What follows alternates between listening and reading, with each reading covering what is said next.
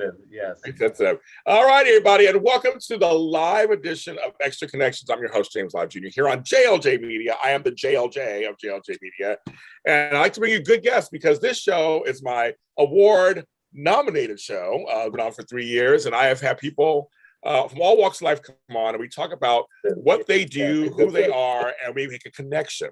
So opening up the chat room. If you want to come into the chat room and say hello or ask any questions, please feel free. The water is fine. Go ahead and do this. So my guest, I was telling gives good hair. And he's giving good goatee beard. I'm trying to get in there. His resume is as long as our hairs combined. Oh, long resume, folks. A long resume. So you probably have seen him in something. He's that guy in that thing. I'm sure you feel that way. But right now, he is on a hit TV show. BET has a show. It's on its 3rd season. It's called The Family Business. And hello, everybody. Yeah, Mike Man. Family Business. And he plays Cory Black. And so help me welcome Jasper Cole. Hello, Jasper. Hey, everybody. Hey, James. How are you? Fine. So it's so funny because you have a great smile and everything. And his allergies right now. There's allergies. Oh, my God. Let me just say right off the bat. Of course, yes. Right when the show starts. The allergies are just, I'm not smoking weed or anything. But maybe I will be during the interview. Anyway. Yes. But you have a great smile and everything. But you look, in all your pictures, you look so menacing. You play these villains and things. Exactly. It's like, how are you so nice? You're so nice. I know it's called acting, but it's like, wait a minute. He has a great smile. Smile more. What's going on there? Well, the funny thing is, I came to LA all those years ago. I thought I was going to do comedy. I thought I was going to be like the next sitcom star, and comedy's always been the thing I love. And it's just, I always say, I tell actors or young actors, we think we know how our career is going to go, right? And then it kind of goes the other way. So, yeah, I'm grateful to be in that bad guy. But you're right. I mean, people who know me, who really know me, it's so funny. They're like, Jasper, you're so not those characters. But it's fun, it's fun to play something different. Okay, so I want to bring something up. We're just going to dive in deep. Okay. Do it. Because I find it very interesting. So in real life, I didn't know you were gay. So in real life.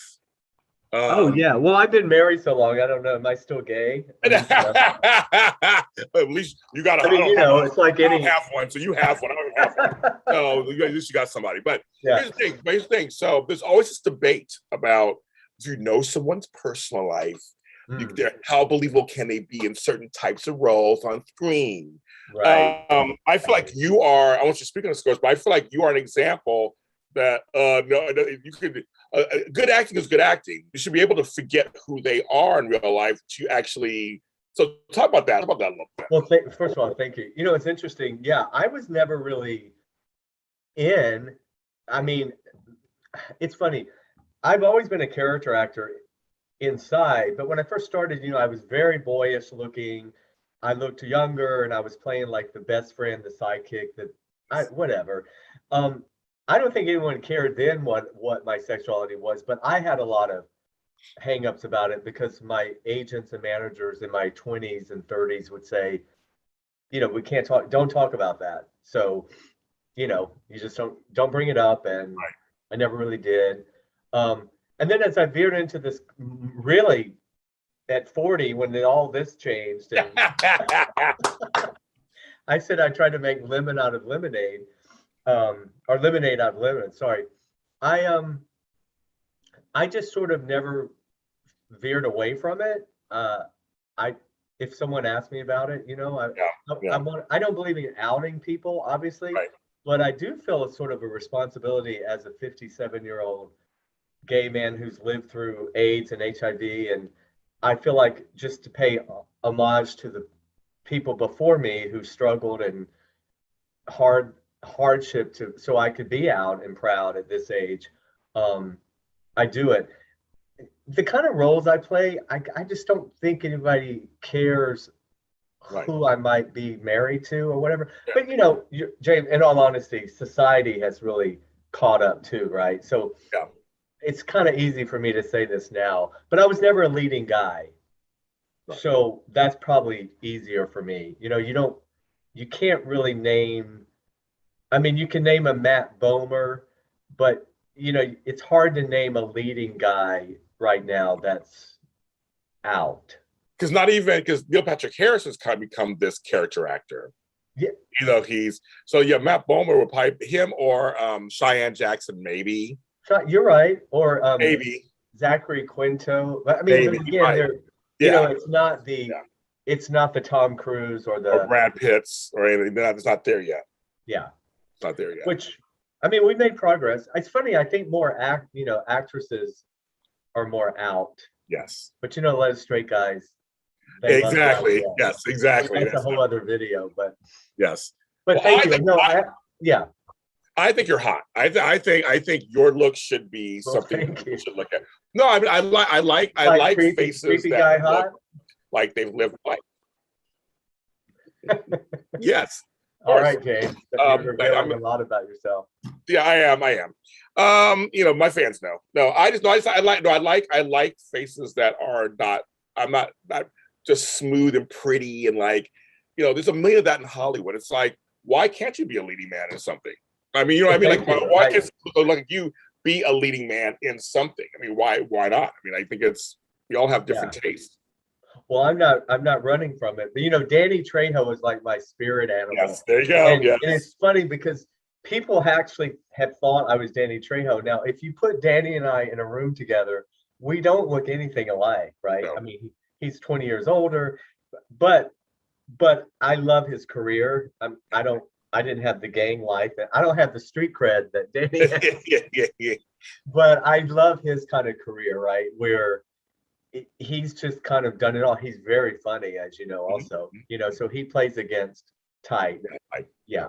But so you guys ever worked together? Your resume goes forever. You guys ever worked together? No, you worked together? No, can you believe it? And we've got mutual friends who've worked together. I've had friends on the set take pictures together and go, I'm sending this to Jasper. So we're friendly on on Instagram and stuff like that, but we haven't worked together. I'm putting that out there, somebody.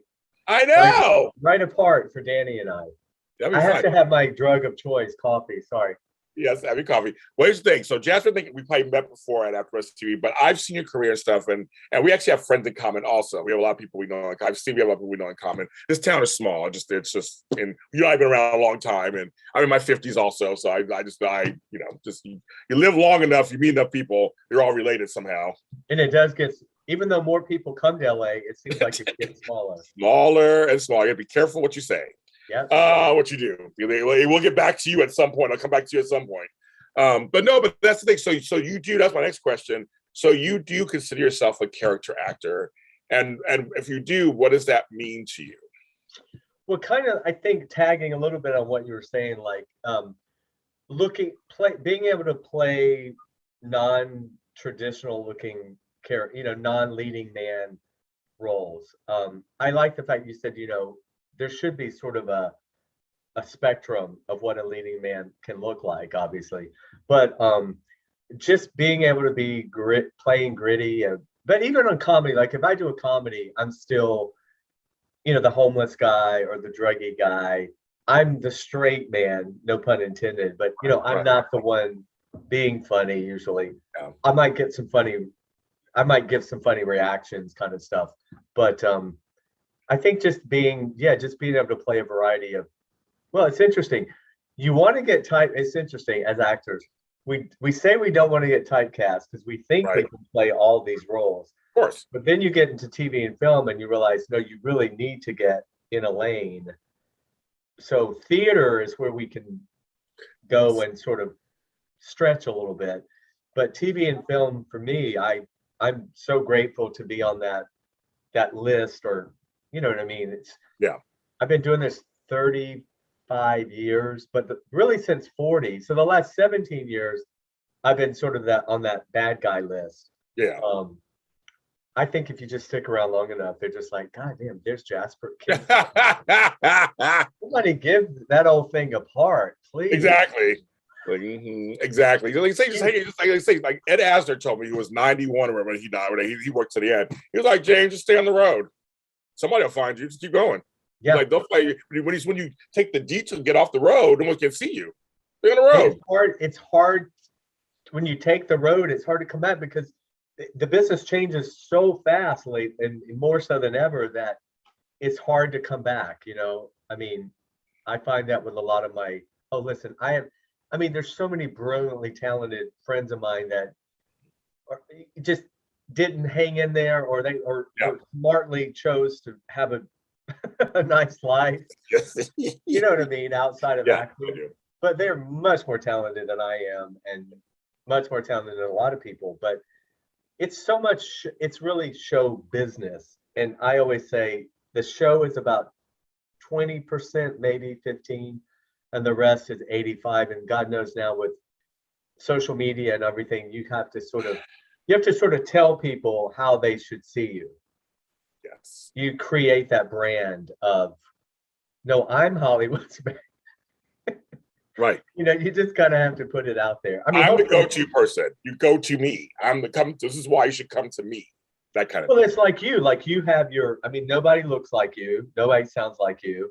You've got your signature James Lott, you know, Jr. look and sound, and people gravitate toward you because of, you just bring something that nobody else can bring, you know, that, and you're of the, you've been doing it long enough, and now you know that you don't need to change anything, No. because that's the thing. I don't know about you, in my beginning years too, you know, we try so hard to, we think we got to change something, but the very thing you might be changing is what's going to set you apart down the line at sometimes. So there's a lot of people telling you you're not enough of this, or you're too much of that.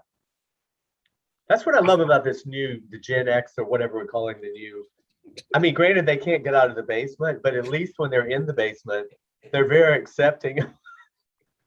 It's the Gen Z. Gen Z, sorry. They're very accepting of everybody. You know, they're much more socially liberal and open-minded than probably our generation was. No, you're right about that. The thing is, when you first start out, kids, it's like people are all in your ear telling you, don't do that, dress this way, do this to get noticed, do that. Like, so you kind of know who you are kind of anyway, but you kind of veer off and go, okay, well, I'll wear those jeans for a while, or I'll do this haircut for a while. And then you realize after a while, because you just do, like you say, you just do after a while, wait a minute, that's not me. I don't feel comfortable. That's not me. And I'm not necessarily getting more jobs either. And then it's like, then you also wake up one day and go, well, I don't want to be like everybody else. Right. I won't stand out. Right. But it's an age thing, right? Because in our 20s, we so want to belong. It's that old adage. I wish you could be, you know, the wisdom we have at 57. If we had it at 27, but then we can't do that because we got to get to 57. So that's why when I see these really brilliantly young, you know, like Elle Fanning and her sister Dakota Fanning, when I see these young people that are so together, I'm always like, damn. I know. I worry that it's all going to fall apart later. Right. Because I always say we're all going to have some messes, you know, along, either you have it early in life or the middle, or some of us have it all along. But you know, drama hits us at different times. That's true. That's very true. Like I said, you've been working for a long time, and I'm going to mention. We're going to talk about the fan business. We're going to talk about that, of course. But I want to talk about some of your other things you've done. I'm just curious what your reactions are, because you, I mean, literally have done it all, just about. So, first thing I want to mention to you, Jasper, The Tonight Show with Jay Leno. Oh, you did a series of things with them for several years. Tell me about that. I mean, listen, again, going back to me loving comedy, that's always been my thing. You know, I honestly grew up really. I started watching The Tonight Show only when Joan Rivers would be guest. Of course. I mean, Johnny was okay to me, but it was Joan that really I love Joan Rivers, Sarah Silverman. Yes, me too. Just all the caustic bitches, you know. Yes. Kathy Griffin. Yes. Don Rickles. But yeah, so for me to get to we called it the Tonight Show Players, and Scott Outwell, who was the casting director there. Yeah, I was just fortunate to like get called in once, and I booked a thing. And what a lot of people don't know is I must have done probably 50 to 75 sketches that never make the cut. So oh wow. sometimes they would just call us. You miss a lot of them because they will call you the day of or the day before and be like, Jasper, we've got a piece. Can you come in tomorrow? Sometimes you can't make it. Or you go and you shoot something, and between when you shoot it and airtime, Jay cuts it or someone cuts it. So a few things will make it on the air, but the Yeah. best times were all the things that we did that didn't make it on the air. Of course, of course, of course. Yeah. So it was nice to have because in my career, I've always just been the guest star, the one day, the 2 day, except for on a film. Yeah. But that was for a while. I had a little home to go to. That's why I mentioned that, because also late night is a big audience. I was on Jimmy Kimmel earlier this year, so I know the effect of being on a late night. What did you play on there? Well, no, here's what's funny. So I made history. I was the first audience member that was not staff in 14 months. Oh, wow. They asked me to be, I was the only audience member. I was vaccinated, and they treated me like gold in the dressing room. And, oh, wow. And I was featured the whole time. I was featured the whole time. Good for you. So it was weird. I mean, it was like me and homeboy just talked. Because it was COVID. I mean, you were in the middle of all this. Yes, exactly. Drama. And it was my birthday, my 52nd birthday, and it was just this weird whole thing. Oh, and one of the sites talked to me. It totally changed my life. My life's still feeling the effects of that. But I'm saying, but late night is a whole audience onto itself. Yeah, it does go worldwide. And people like Jay Leno and Jimmy Kimmel and Jerry Fowler. I mean, they're all their names. Yeah, it's very different being on a show on cable or a show over here. Like, this is something that really hits differently. So I was amazed for you to say you were on. So look at how like Ross Matthews, remember? Yes. A lot of people don't. Well, obviously, some young people don't realize he was Ross the intern. On all those years. Leno, and he smartly, rightly turned it into a career. Ross is great. I like Ross. I know him. He's a great guy. He's a really great guy. He's a really good guy. So I mean, so I'm not. I was surprised. I was wondering if he was going to be able to parlay this into something. And now he's on Drew Barrymore's show, and he just continues to surprise. So he's a hustler. He's another one that he reinvents. I mean, he doesn't need to reinvent. Well, he physically has reinvented himself. Yes, he has. He looks amazing. He does look amazing, but he's a great guy, so I love him. But I wouldn't mention that because I just know that late night's a whole different animal. That was a great honestly, thank you. That was because I rarely. Well, even on there, of course, I was playing. Yes, of course. But just to be, I tell you, the best part of that is to do I don't think a lot of people know. I honestly did not know how rehearsed that show was. Like, I didn't know that the interviews are rehearsed. So, like, I mean, a stagehand will sit in and be Alec Baldwin and Jay. Every single question. The funny thing about Jay, he's not an improv person. He can't go. He really can't go off script. And if the few times it happened, I was there. He's really it threw him. It was a well-oiled machine. So it's fascinating to just watch all that come together. Another thing you did that was several things was Prom Queen. That was my first bad guy role. Yep. That was your first. That was your first bag. Oh wow, your first. Okay, so what do you remember about that? Yeah, 2007. It was Michael Eisner. It was really one of the first quote. I think we called them web series then. Yeah. They were the web series, and it was really about a group of high school kids. But one of the characters, Josh, he had a mean stepfather, and I got cast to play his stepfather, and people took to this crazy stepfather guy, and that was And then when I saw it and I saw how I was starting to look, I was like, oh wow, I am pretty creepy. Fuck, what happened? Damn, I used to be cute. The hell happened?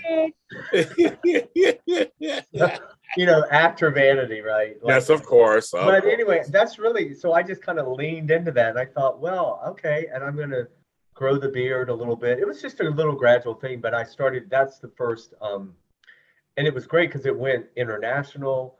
Yeah. The show won an Emmy.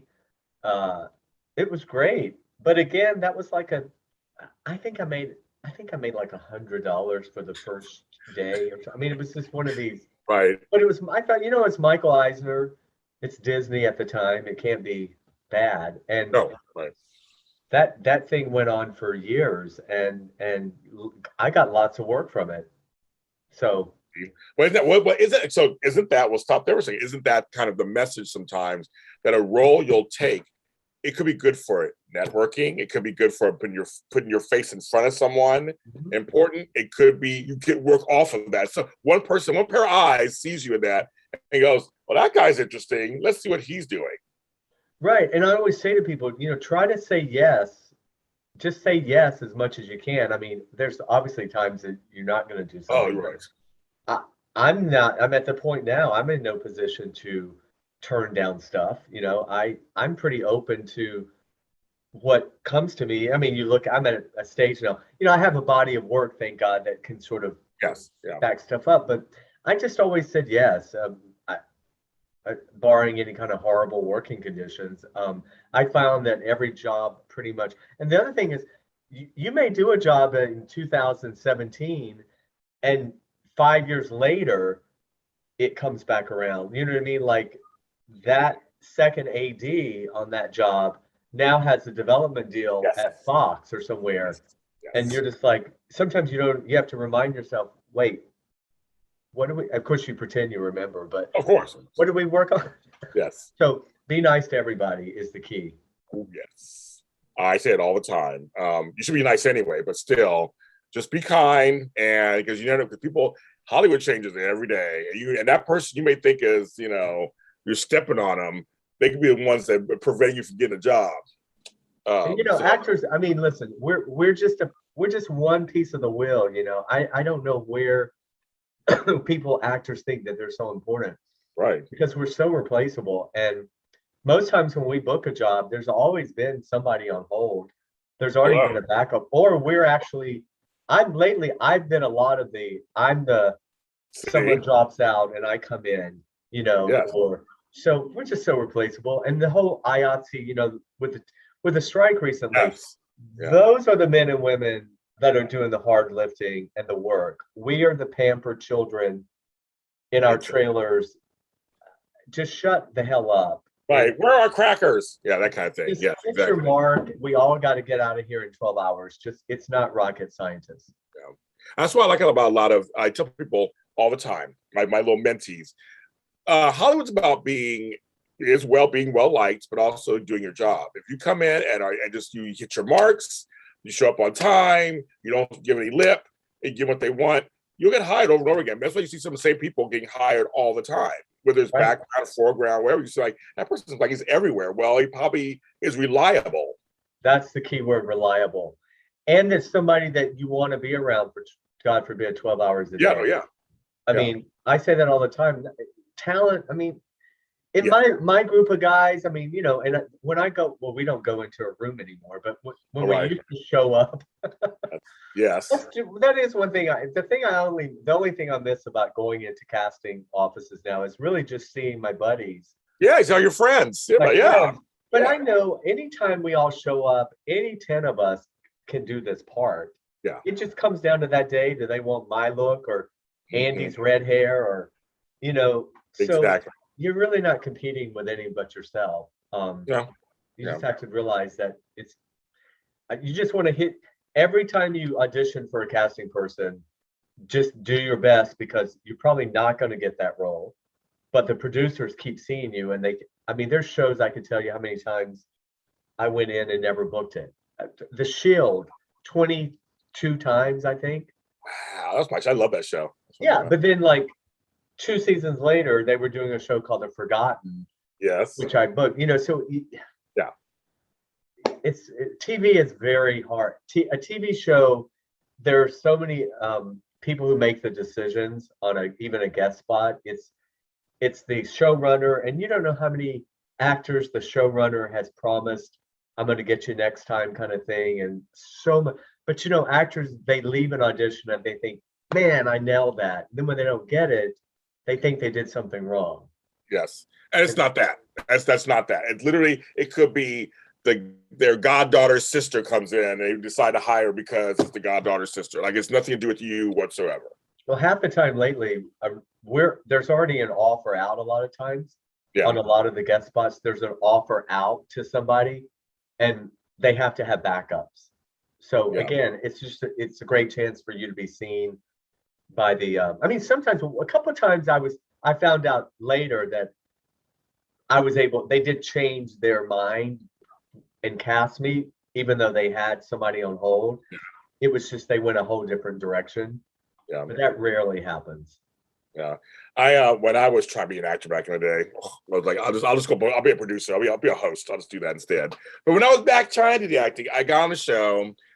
I was so excited. They're like, I was a show called Privilege on WB. Like, James, we're gonna, next season. I was going for the season finale. Captain Griffin was there on the show, the episode, and I played the brother of blah blah blah whatever.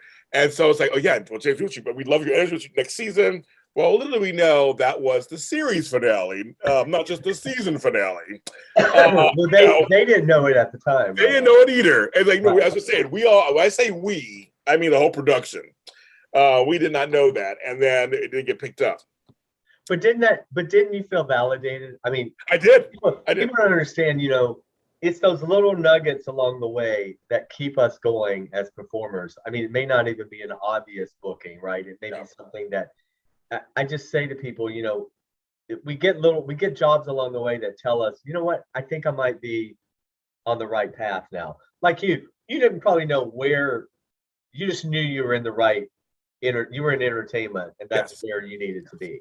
Yeah. Yeah. I knew this is where I knew I landed in the right area.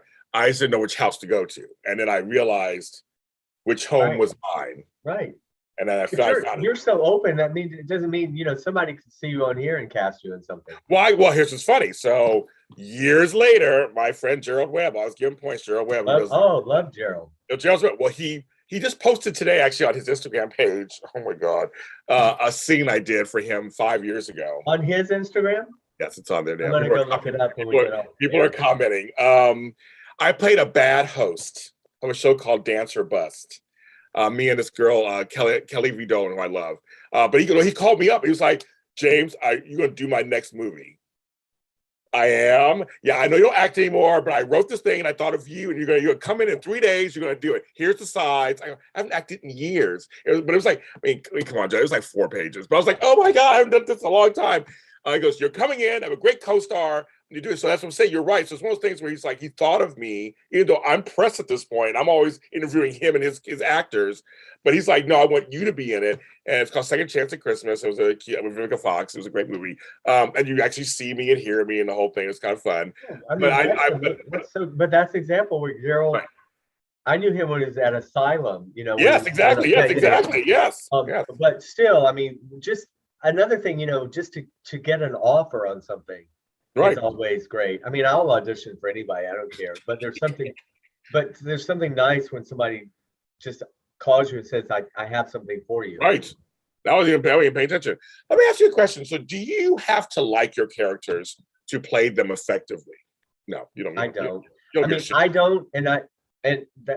But I understand some actors, everyone's got their process. I mean, sometimes I think it's, well, because again, when I'm playing these really bad guys, I kind of like judging them, funny. Okay. It makes me, well, I guess they would have more, like they have internal self-judgment about themselves, right? People used to say, I don't believe that they're really just bad people. I kind of think there are some, you know what I mean? They're just some people that are just innately. Well, come on, Jasper. You don't believe in the whole thing that most villains think that they're heroes of their own story. We don't believe that. I mean, what's going on?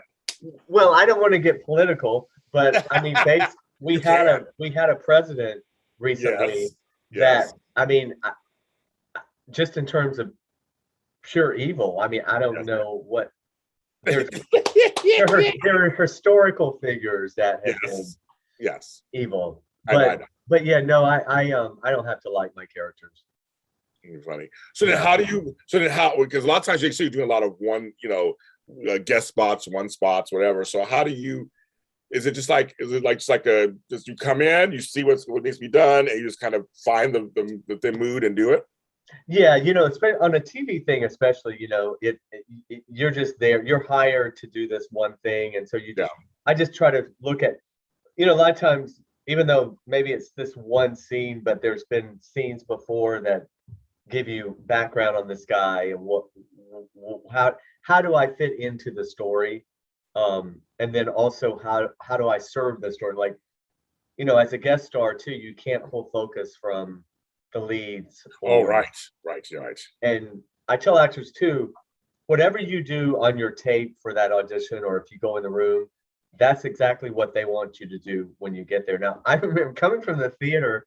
I don't remember what TV show, one of my early TV shows. I don't remember. I came from the theater where we rehearsed for 3 weeks. They never wanted you, like at theater auditions, you have to hold your play and don't lock in. Yes, right. So I wasn't off book or anything. I arrived on the job. Like, are we gonna? Yeah. And they were like, action. I'm thinking, action. What are we doing? So I was so unprepared. Um, I was able to wing it somehow, but it scared me so much that I clicked in and really realized, you know, this is what I mean. Do it the way you did, and then if you're lucky enough to get direction, if they don't like that, they'll tell you. And then my whole thing is, if a director is not talking to me, that means I'm doing it right. I don't need, you know, there's a thing called Video Village, as you know, when you're on a set where the directors and everyone's at. Oh yeah. You do a take, and a lot of actors want that. Like, they need to hear someone come over and say, James, you know, you're right, whatever. I just get my phone out and I'm just like, I've got my phone out because I'm always like waiting. Okay, there's no notes, so I guess I'm good to go. Yeah. But every actor, and we're all, that's the thing, we're also totally different. Yeah. I just want to bring this up. That was hilarious to me because I remember these shows when they were on. You were on both Acapulco Bay and Heat. You got appearances on both of those, and that's way back when, kids. A lot of you guys don't even know what that is. I remember those, and I remember they tried to make them super huge. They were. I remember the commercials. I remember all that stuff. I mean, I love me some 80s and 90s, but I just love that you were part of both of those. Yeah, and I think those were those originally telenovelas that they. Yeah, they were told the style of like. Right, I think they took those and made them into English. Yeah. Now see, here's an example. People, I don't have dementia, but I want to say, I tell people a lot of times, a lot of the early part of my career, I was so not in the moment. In other words, I was always on to the next thing and not enjoying the moments that I get so mad at myself sometimes. It's like, damn, Jasper, you know, why didn't you take in that moment? Or why didn't you remember this more? And it's like, of course I remember doing it, but I just didn't appreciate. I mean, I don't think I appreciated it. I get it. It's a young thing. It is a young thing. I'm not being too hard on myself. No, you're not. It's useful, and we brain dump things after a while. I mean, I don't remember everything that happened last week, so let alone sometimes 20 years ago. So yeah, I mean, it's so a lot of times when people say, "God, you've got over, I don't know how many credits or whatever," and I'm like, really? Well, that means I'm old, first of all. But I do occasionally. I'll look back on something and I'm like, why did I was just not present in those moments. I mean, my work was fine. I didn't do a bad job or anything, but yeah. I think I keep going back to around 40, late 30s or 40. I really clicked into like, you know what, dude, you better enjoy these moments. I stopped saying when I make it. I used to be on that. And I've talked about this before, but I used to say, I wish people would stop saying when I make it, because what happens is you don't realize you've been making it all along. There is no making it, because we all have big celebrity friends or people, they don't really think they've made it, right? Because they're just teetering on where they are. It's just a very weird thing that we do to ourselves when I make it, because then you get here and did you make it? Well, right. Then what? I agree with you on that completely. I hate that. I have friends say, well, I'm not a success yet. Yeah. But you've been doing this for like 10 years and you keep working, so that's not successful. I mean, I get what they're trying to say. It's like, I get it. It's like, how are we defining success, right? And it's hard. It's hard in this. Well, it's hard in any business, but we can only kind of relate it to But Yeah. this business is so much a lot of what do you do? So Jasper, what are you working on? What are you working on? You know, you meet people and it's not even a conversation of how are you? How's your family?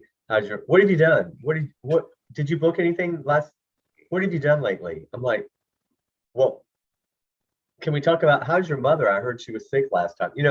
Like, can we just talk about real life sometimes? Oh, in LA, it's so hard. Again, being a single person in Los Angeles, if I see one more headshot, it's like I just want to see what you look like for real. I mean, like I need a headshot. I mean, just because this town is so networky. It's so like it is about you're only as good as what you're working on. Apparently, that's all you're as good at. So like, if you don't have 10 projects in the can and 5 in the way, I mean, it's like then something's wrong with you. But I think with the popularity of social media and all this stuff, it's just, I mean, it's taken our narcissism, that's the thing I find in this business. You got to have, we're our only product, so you got to have some narcissism to promote. But it's always that humble. Is this a humble brag? Is it too much? Is it? I fought social media for years until it wasn't until I did MacGruber in 2010 that the studio forced. Well, okay, nobody forced us. But I understand what you mean, though. They highly encourage. The PR department encouraged us. Yes, to get onto Facebook at the time, and and now I see what a great tool it can be for promoting or whatever. But I'm just glad in my 20s and 30s I didn't have. There was already so much networking, I know. But to be bombarded like it is now. I agree. I don't know how they handle it now because it literally is. I mean, we have to deal with it too, but at least we're a little more mature to handle it. And as you get older, you care less about things. I got was it fear of missing out? I have JOMO, the joy of missing out. No, same here. I don't miss anything. I'm missing anything. I'm missing nothing. I'm not missing a thing at all. I know. I look at my stuff and I'll be like, now what of this can I cancel? Not like interviews and stuff, but you know what I mean. I just read. Yes, I'm the same way.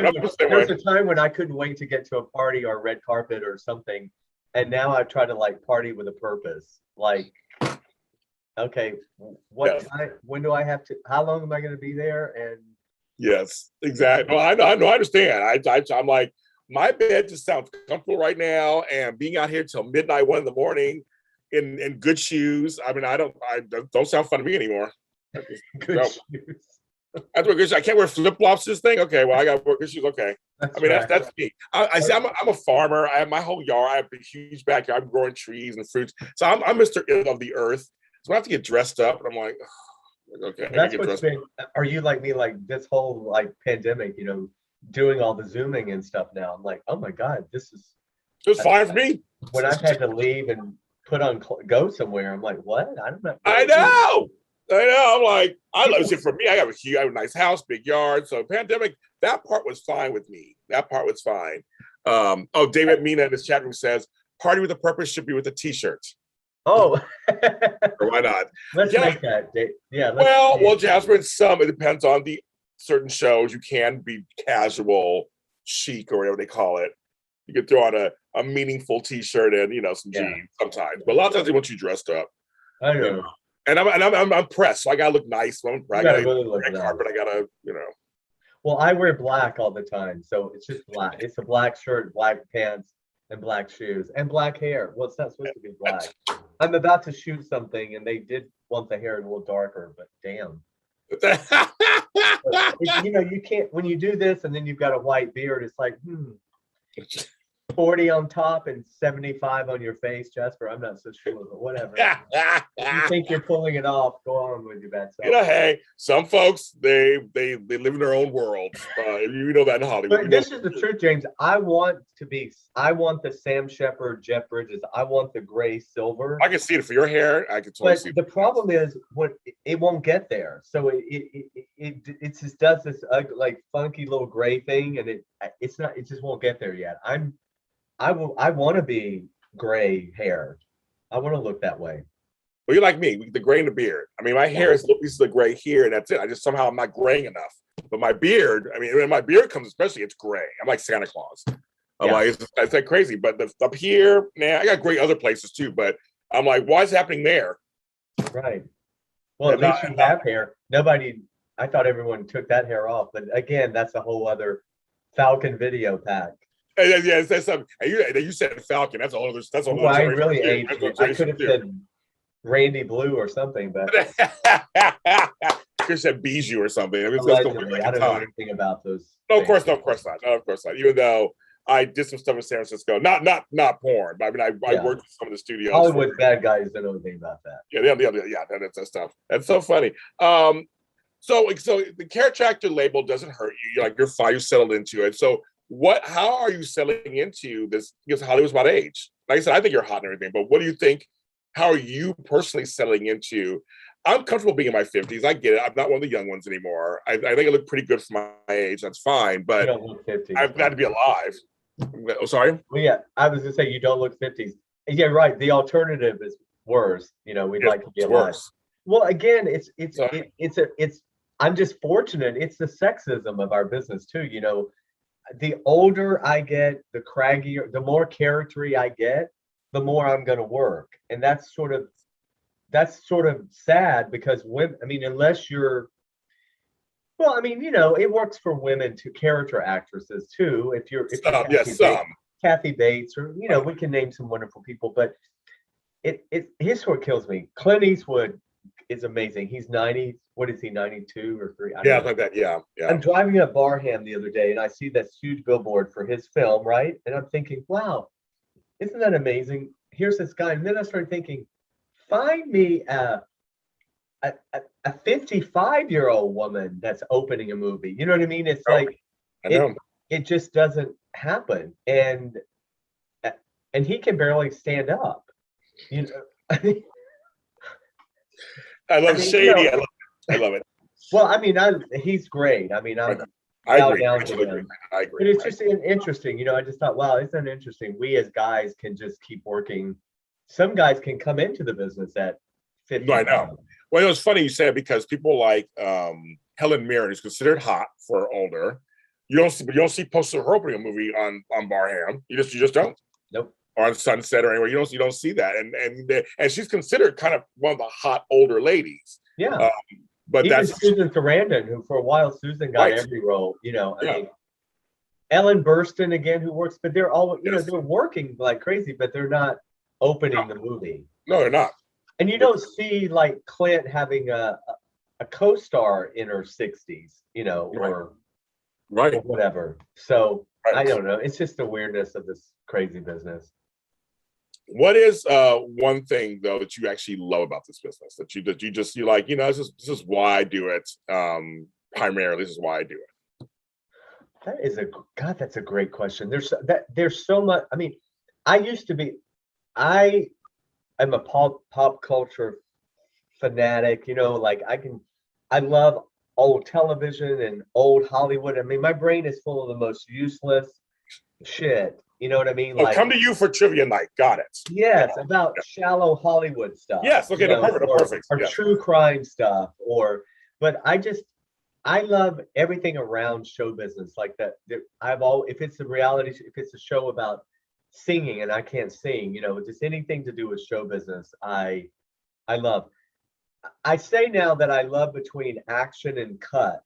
I love when I'm working in the scene. I'm not as I don't get quite as excited anymore to just be around it all the time like I did when I was younger. But I still, because listen, here's my thing. If I ever get to the point where I'm not enjoying it, I will quit. Because there's nothing worse than some old bitter queen on a set who does not. Exactly. Just over there. Just stay home. We don't need. Yeah, I don't. If I'm not enjoying it anymore, then just shut up and stay home. I try to stay up with it. I try to roll with all the changes. I don't want to be that old guy in the corner. Well, when I came here and when I say 1987 now, I know, Mike. Yeah, because I'm usually I'm on the set with 25. I get it. And you make those references, and they're just like, I'm friends with an actress, like she's from Dallas or something. And I was talking about her on whatever, and I brought up Dallas, and they were like, Oh, with Jesse Metcalf and whatever, Josh Henderson and James. I was like, for a second, I was like, who? What? No, That was the reboot. That's Desperate Housewives. And they were like, what? So in other words, they didn't remember the original. And I had forgotten about the reboot. Yes.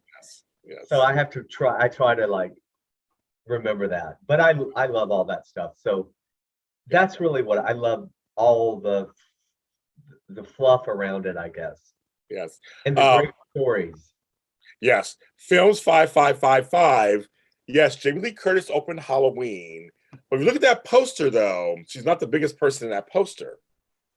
She's one of the people on the side, and there's a bunch of younger people in that. If you look at the poster, folks. She's not like Clint Eastwood. I've seen the poster. I mean, it's he's front and center. Yeah, and to his point, I mean, that's true. And I'm just, I mean, there's an example where I'm just thankful they brought Jamie. They're letting Jamie Lee. Yeah, exactly. I know exactly. You know, I'm surprised they didn't like recast it or kill her off and have her daughter do it or something. Exactly. Yeah. David has a question for you because you have a great body. What is your workout routine? The guns are phenomenal. That's what David. I sorry. You know what? I love it. Thank you. I've been working out. I was a gymnast, and then I owned a gym back in the day in Georgia. It's always been a part of my routine. I would say to everyone, it's the one thing about getting older that's really great. Once you build muscle, muscle has a memory. So even though it'll atrophy, it never goes away.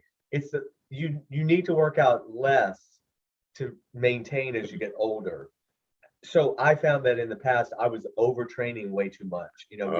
Guys in particular, I think we think we better do arms every day and chest every day. And so I say to people, once you build your base of muscle, you don't have to work as hard to maintain it. But I do think diet, what we're eating is about 85% of working out. And I eat really clean. I eat really boring, first of all, but high protein, low carb, it's just kind of, it's not boring to me. I'm never hungry or anything, but I say to everyone, find what works for you. Don't get hooked on these crazy things. But yeah, I've just been blessed I think I laid that foundation early on with the gymnastics.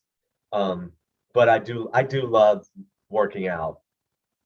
Well, it gets easier. Yes, he's excited. But it's also like dancers. They always say, like, once you're a dancer, you're always a dancer. And they look at people like Tina Turner, her legs, or Cheetah Rivera, and they're like, well, they danced their whole lives. I mean, they had that discipline, right? That discipline, but their bodies are also still kind of the same way. Or Tony Basil, my friend Tony Basil, they're all just like they've been dancing their whole lives. I mean, they've been dancing off and on. You know Tony? I guess I do know Tony. I swear, I was just telling my husband Dennis and I were walking the other day, and just again, I don't know why, but I will think of these people out of the blue, and I was like, I wonder what's Tony Basil up to? I just brought it up with him the other day, and I pictured in my mind, she's great and body is snatched, and you know what I mean. I literally thought of her the other day. That's so funny. We're friends, and I met her several years ago because I met her through our late friend Shabadu Quinones, who passed away earlier this year. And he was one of the original Lockers. He was in Break-In, all this stuff. He was great,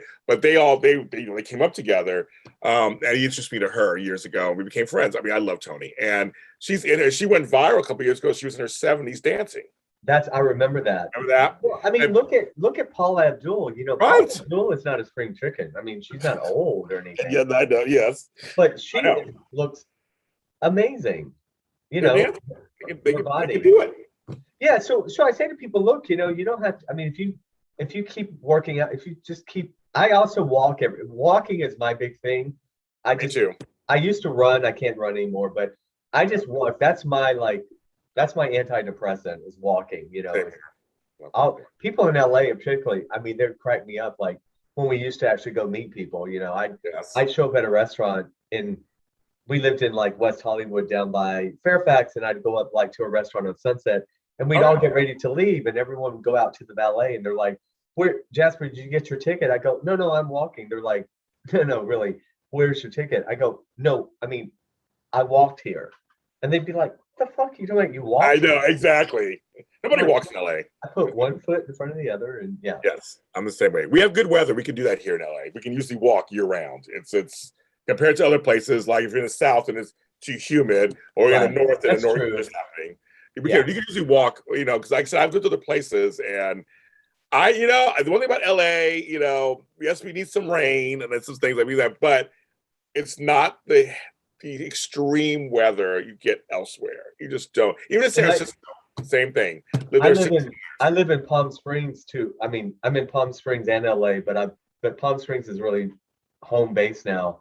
But even out here in the middle of the summer, people just talk about how do you work in a walk? It's like, well, you just gotta, you do it at a certain time or whatever. But my favorite thing in LA is to walk in the rain I'm not talking about when it's but to walk go up in the hills with the umbrella and walk.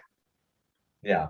It's nice. I know we don't get it very often, but I don't miss shoveling snow. So I've never done that. So my hats are off to Georgia. If we got any snow in Georgia would shut down the whole town. It was like we'd be out of school for 3 days. But you guys got humidity. Oh my God. Man, I can't do it. I can't do it. The first time I went down there for work, my previous life, went there for work.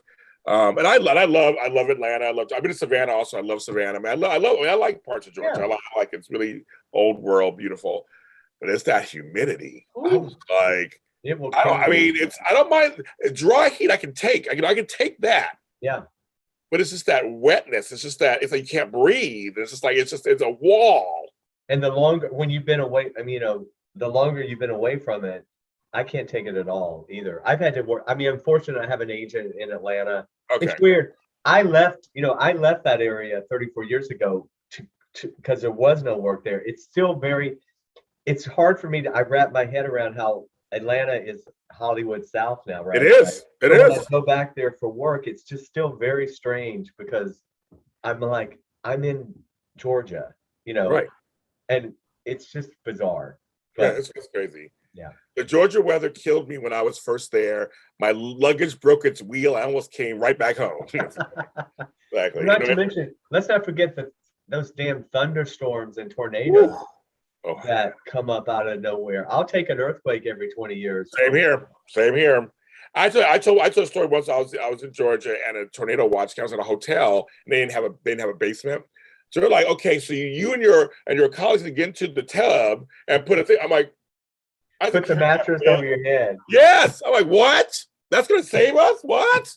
No. I was like, get me the fuck out of here. I was like, I gotta get out of here. This is not working for me. No, growing up, I remember just all those times we would just be sitting on the basement steps, riding it out. I drove right into it. I mean, there's so many weather things with me. But I don't miss that. My dad is 90 years old and still lives in Georgia, and he's amazing. So I was just there in June in the middle of the summer for his birthday, but the humidity was. I know, that's crazy. And we have hair, so it's crazy in your hair too. It's all like those you get a fro, I'm sure. All right, so speaking of black, that's all about us. I'm just kidding. Speaking of all black people, of all black being black, you play a guy named Cory Black on the BET, which is the Black Entertainment Network. Cory Black is the family business. How'd you get this role? How'd you get it? Well, that's a great example where so I work with an actress named Denise Boutte from Meet the Browns and different shows. Oh, okay. We've been producing partners for 17 years. So we had worked with Indy Brown, the showrunner, and Trey Haley, the director, on other projects. And Denise was actually in family business.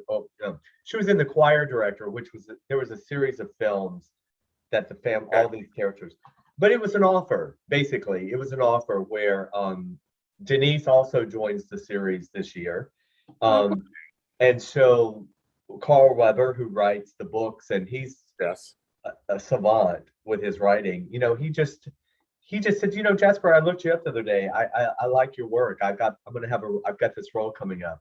I've heard that a lot before, and I'm like, I'm sure. No, right. You hear it. Yeah, you hear it. But I'm thinking, and a lot of times it never happens. So, but no, Indy called me and said, "You ready to go? We got your role for season 3." I was like, "Let's go!"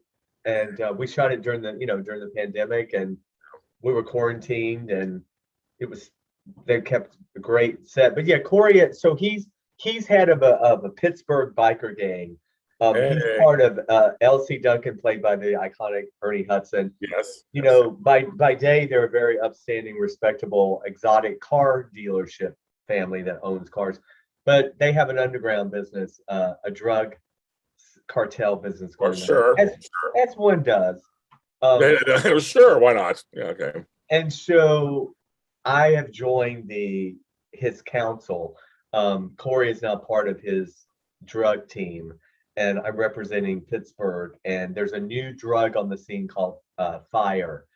The old drug is heat, and a lot of this season is about trying to take over heat with fire and who's in and who's out. And all I know is I survived. I was not killed. It's one of the first. I'm always killed. Hey, okay, that's a good one. Okay. But Carl is known for it. You'll just get the script and you'll be dead. So I made it to for the last script. I was like, I kept waiting for Yeah. and someone comes behind me and clobbers Cory over the back of the head. So fingers crossed we get a fourth season. Cory will be back. We left Cory on a cliffhanger. I mean, not on a cliff, but Yeah, yeah. right, yeah. But it That's was so great fun. to work with it. It's just an amazing cast of and there's so many storylines for those of you who watch the show. Like my storyline never crosses with a lot of other people, but it's so I don't know how they are able to keep these going. It's amazing to me. So did they film in Pittsburgh? I'm sorry. Did they film in Pittsburgh? No, it actually was shot here. It's supposed to be in New York. It's supposed to be set in New York. And so I ride my motorcycle down from Pittsburgh into Yeah, the no, city. this was my other hometown. Yeah. Oh, okay. Then I've actually never been to Pittsburgh. But they shoot. It's set in New York. The first season, we know Family Business was a film that they cut the first season into 8 episodes. The second season they shot in Atlanta, and it was locally in Atlanta. And this year they brought it back. They brought it out to LA, and it could have been pandemic related. Wow. But I think they figured out they like shooting in LA. Some of the actors, some of the main cast are based still in it, like Brayley Evans. There's some of them that I know are still based in Atlanta. Yeah. Yeah, but I'm just so thankful to be part of the show. They added in like Eva LaRue. I know her. My buddy, I know her. Lou Temple, Armand Sante. They have all these. What I like about the show is you have the African American family, you have the Hispanic family, you have there's a Jewish cartel guy. There's the Caucasian core. I mean, it's like a Benetton ad on the show of all different people, which is great. Yeah. No, it's just cool that because BET is producing some great stuff, and it's a lot of streaming services are producing things, and cable are doing great stuff. So I'm going to ask you, for you, does that mean there has been more opportunities for you? Because I mean, barring there's the pandemic, but I'm just wondering in general, is it more stuff? But then there's also more people going for more stuff. I just wonder how it's working for you. No, it's a good question. As a viewer, I can't keep up with all. Me neither. I read it like I'll read in the trades like such and such canceled after 2 seasons. I'm like, when was the first season? I don't even know. Right, exactly. But no, as an actor, oh my God, it's so great because it's opened up, beyond the even just used to be network and cable, but now you have all these great streaming services. The weird thing is they don't do as many episodes. Right. So you don't make as much money. However, it also frees you up they also don't usually lock you down so you can't do anything else on the streamer. Right. So you just have to be available during that time. Yeah.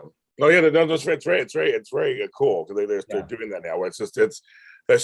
I can't. I just finished Squid Game. That's the latest thing I finished.